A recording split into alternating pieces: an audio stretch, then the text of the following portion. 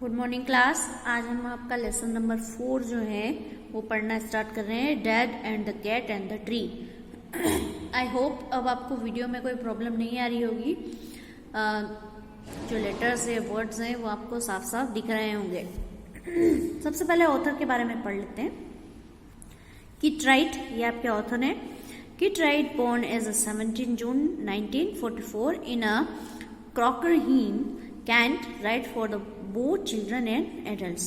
Kit right जो है वो 17 जुलाई 1944 को जो है क्रॉकहम हील है कैंट में, वहाँ पैदा हुए थे। और इन्होंने बच्चों के लिए और बड़े एडल्ट मतलब 18 साल से जो बड़े होते हैं उनके लिए, सबके लिए लिखा है इन्होंने। He has written more than 25 books and is a winner of the several awards including the Art Council Writers Award and the Hawthornden Prize and the Hammerman Awards। बहुत सारे अवार्ड्स भी इनको मिले गए और लगभग इन्होंने 25 से ज़्यादा बुक्स लिखी है। Through he started his career as a lecturer, फिर उसके बाद में इन्होंने राइटर थे पहले तो, और उसके बाद में फिर लेक्चरर बन गए। ये लेक्चरर मतलब जो कॉलेज में प्रोफेसर होते हैं, जो टीचर्स रहते हैं, तो वहाँ पे कॉलेज के टीचर्स जो होते हैं उनको लेक्चरर कहा जाता है, तो बाद में लेक्चरर बन गए। Right is now is a full time author based in London. और जो अब जो है ये राइट जो है, अब ये पूरी तरीके से लंदन में जो है वो फुल टाइम ऑथर है। फुल टाइम मतलब अब ये कोई जॉब नहीं कर रहे हैं, अब ये सिर्फ लिखने का ही काम करते हैं। Get set. अब आपको पता होगा कि लेसन 3 और लेसन 4 जो थे आपके ह्यूमर डिपेंड थे। ह्यूमर डिपेंड मतलब हमने पढ़ा था, ह्यूमर मतलब होता है कुछ ऐसी चीज़ें जो आपको इंटरटेन करे, जो आपको मनोरंजन प्रदान करे, जिनको पढ़ने से आपको खुशी मिले, अच्छा लगे, है ना, ऐसा बर्डन नहीं लगे। तो लेसन 4 जो है ये आपका पोयम है, ये काफ़ी इंटरेस्टिंग है, पढ़ने में आपको काफ़ी अच्छा लगेगा, आप एंजॉय करते हुए पढ़ोगे। तो इसमें एक इंसिडेंट बताया गया है और किस टाइप से बार बार फेल होके और बाद में जो है फिर भी आपका रिजल्ट जो है पॉजिटिव आपको नहीं मिलता है। तो हम पढ़ते हैं यहाँ पे, we often underestimate things. कभी कभी हम क्या होती है कि बहुत सारी चीज़ों को अंडर एस्टिमेट कर देते हैं। अंडर एस्टिमेट करना मतलब छोटा समझ जाना, तुच्छ समझ जाना, ऐसा करते हैं ना अपन, अरे हो जाएगा ये तो, टेस्ट आ रहे हैं तो अपने को लगता है हाँ पढ़ लेंगे हम तो, ठीक है, ये अंडर एस्टिमेट करना होता है। लेकिन बाद में जब सिचुएशन हमारे सामने आती है तो हम डर जाते हैं। तो बहुत सारी चीज़ें होती है जो हम लाइफ में अंडर एस्टिमेट कर देते हैं। For example trying out a new recipe. कभी कभी क्या होता है कि एग्जाम्पल के लिए बताया है कि कोई आप न्यू रेसिपी ट्राई करते हैं, कुछ भी नया चीज़ बनाने के लिए। At glance it looks deceptive simple. पहली झलक में तो आपको ये बहुत ही सिंपल, अरे ये मिलाना, ये मिलाना, ये मिलाना है और बन गई नई डिश। लेकिन आपको पहली नज़र में तो ये सिंपल लगा। However only when we try it out it we realise the various things that could go wrong. लेकिन जब आप उस डिश को बनाने जाते हो तो आपको लगता है कि अरे बहुत सारी चीज़ें हमसे गलत हो रही है ना। कभी नमक ज़्यादा डाल दिया, तो कभी मिर्च ज़्यादा डाल दी, तो कभी जो आपका सॉल्टी है वो कम हो गया, तो बहुत सारी चीज़ें आपसे गलत हो जाती है। Did it ever happen that you go to the job was quite easy but later realise that it needed much more efforts. आपको क्या लगता है कि किसी का भी जॉब है, आपको वो देखने में बहुत सिंपल लगता है ना, क्या रे टीचर, जैसे मान लीजिए एग्जाम्पल के लिए टीचर लेते हैं। अच्छा टीचर क्या करते हैं, स्कूल में जाते हैं, पढ़ाते हैं और वापस आ जाते हैं। लेकिन जब आप उनका खुद का जॉब रियलाइज करते हो, जब आप खुद देखते हो, तो आपको लगता है कि अरे बहुत ज़्यादा एफर्ट्स लगाने पड़ते हैं किसी भी चीज़ के लिए। ऐसे ही आप आपके घर में, आप जैसे आपके मदर है, आपके फादर हैं, किसी का भी कुछ भी काम ले लो, जैसे मदर हमारी हाउस वाइफ रहती है, तो हमको लगता है मदर क्या करती है, घर पे खाना ही बनाती है। लेकिन आप एक दिन अगर उनके काम को करके देखोगे तो आपको पता लगेगा कि कितने एफर्ट्स लगते हैं। फादर है वो हमारे लिए काम करते हैं, तो आपको लगता है यार बस जाते हैं और आते हैं और इतना सही तो काम है। लेकिन जब आप करते हो वो काम तो आपको पता लगता है कि कितने एफर्ट्स हमें लगाने पड़ते हैं। Recount the experience. आपका अगर कोई एक्सपीरियंस ऐसा है तो उसको मेमोराइज कीजिए वापस से। वर देयर एनी मैशअप्स, ऐसी कोई दुर्घटना आपके साथ हुई है कभी? How did you manage the situation, और अगर हुई है तो आपने इस सिचुएशन को कैसे मैनेज किया? अब हम पढ़ना शुरू करते हैं पोयम को। Reading junction, let us find out how the father is a poem decide to help the kid. इस पोयम के अंदर हम पढ़ेंगे कि किस तरीके से फादर जो हैं उन्होंने कैट की हेल्प करने का डिसाइड किया। अब देखो यहाँ पे आपको एक पिक्चर दिखेगी, ये कैट है, ये एक पेड़ पे फंस गई है, ठीक है, और फादर जो है इसे निकालने की कोशिश कर रहे हैं। अब आपको पता चलेगा कि किस टाइप से यहाँ पे बिल्कुल मिशअप्स हो जाता है और क्या क्या इंसिडेंट फादर के साथ में होते हैं। This morning a cat got stuck in our tree. Stuck मतलब फंस जाना, अटक जाना।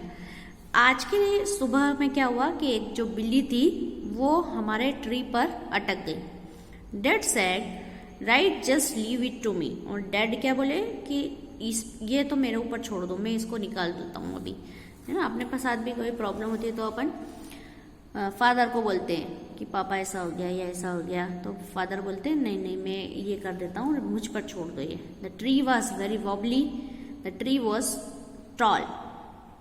वॉबली मतलब होता है अस्थिर, मतलब जो हिलता डुलता रहे। तो वो जो ट्री था वो बिल्कुल वॉबली था, अस्थिर सा था और बहुत टॉल था। टॉल मतलब बहुत लंबा सा पेड़ था वो। मम said for goodness sec don't fall, और मेरी जो मदर थी उन्होंने ये बोला कि भगवान के लिए तुम गिर मत जाना। द गॉडनेस सेक मतलब होता है भगवान के लिए, तो भगवान के लिए तुम गिर मत जाना।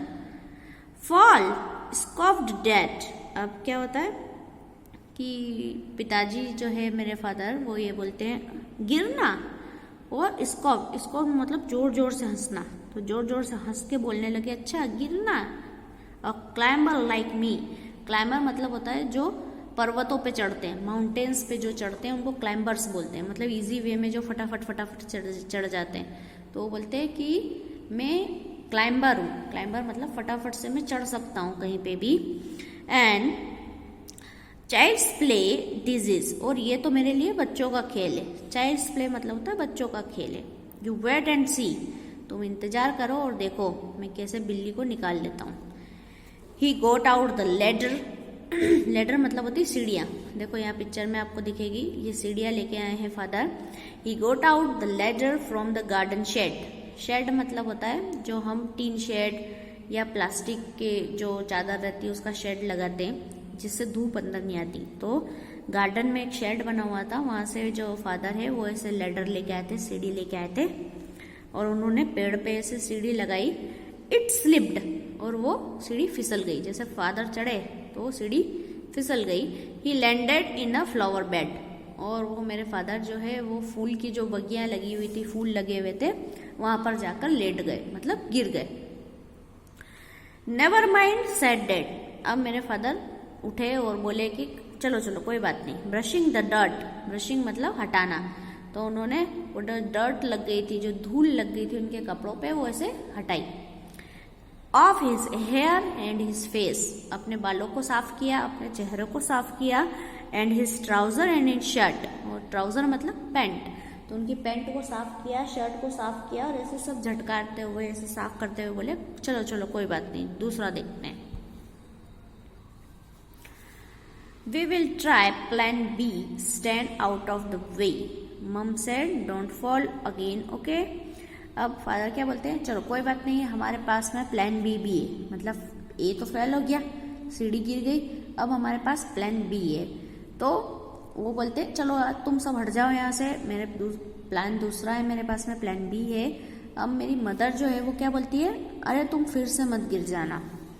Fall again said dad, funny joke, क्या फिर से गिर जाऊं, कितना फनी जोक है। मतलब फादर को क्या है, थोड़ा प्राउड फील करते हैं वो कि मैं गिर नहीं सकता, मैं फटाफट से काम कर सकता हूँ, तो वो बार बार मजाक उड़ाते हैं, हंसते हैं मदर का।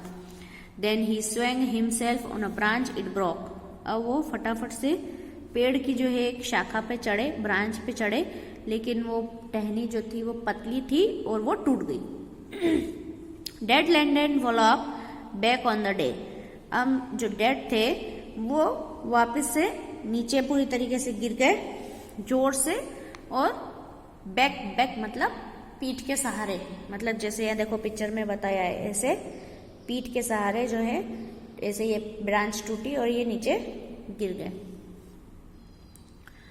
मम said stop it you will break your neck. अरे रुक जाओ, तुम क्या है तुम्हारी गर्दन तोड़ लोगे ऐसे तो करते करते। Rubbish said dad. रबिश मतलब अरे फालतू की बातें मत करो, कहते हैं ना रबिश बातें मत करो, फालतू की बातें मत करो। Now we will try plan C. अब हम प्लान सी को ट्राई करेंगे। Easy as winking to the climber like me. और आंख बंद करते से, विंकिंग मतलब होता है जब आंख ऐसे हम टिमटिमाते हैं तो आंखों का टिमटिमाना विंकिंग होता है, तो बोला ऐसे पलक झपकते से ही वो काम हो जाएगा। और मैं तो एक बिल्कुल क्लाइंबर हूँ, मतलब पर्वतारोही हूँ, फटाफट से कहीं भी चढ़ जाता हूँ मैं। Then he climb up high on a garden wall. अब उन्होंने क्या करा कि बगीचे की जो दीवार बनी हुई थी उसके ऊपर कूदे और ऊपर चढ़ गए दीवार के ऊपर। गेस व्हाट, चलो बताओ अब क्या हुआ होगा। ही डिडंट फॉल, अब की बार वो नहीं गिरे। He gave a grand leap and he landed flat in a crook of a tree trunk. उन्होंने फटाफट से जोर से छलांग लगाई, लीप करा, ऐसे छलांग लगाई और कहाँ लैंड किया उन्होंने? ट्री ट्रंक मतलब होता है पेड़ का जो तना रहता है, वहां पे उन्होंने छलांग लगाई, दीवार से लेके तो वहां तक। ये देखो यहाँ पिक्चर में बताया, यहाँ दीवार है, दीवार से पेड़ पे उन्होंने छलांग लगाई थी। अब क्या हुआ? Right on a cat. और वो छलांग कहाँ पे लगाई उन्होंने? बिल्ली के ऊपर। The cat gave a yell. अब जैसे ही फादर जो है बिल्ली के ऊपर आके बैठे तो बिल्ली जोर से चिल्लाई और स्प्रंग टू द ग्राउंड, और जोर से कूद के कहाँ चली गई? जमीन पे चली गई। Please and punch to be safe and sound. Please and punch मतलब बहुत खुश थी वो, क्योंकि वो नीचे आ गई थी, बहुत खुश थी। एंड सेफ एंड साउंड मतलब बिल्कुल उसे नुकसान नहीं हुआ था, कहीं भी लगी भी नहीं थी उसको, फटाफट से वो तो नीचे चिल्ला के नीचे आ गई। So it is smiling and smug as can be. जितना ये इजी वे में हो सकता था हो गया, और बहुत मुस्कुराहट की बात है, बहुत खुशी की बात है कि बिल्ली जो है नीचे आ गई। बट पुअर ओल्ड डैड्स, पर मेरे जो फादर थे जो बेचारे बूढ़े थे और बेचारे बार बार ट्राई कर रहे थे, कितनी देर से ट्राई कर रहे थे, still stuck up the tree.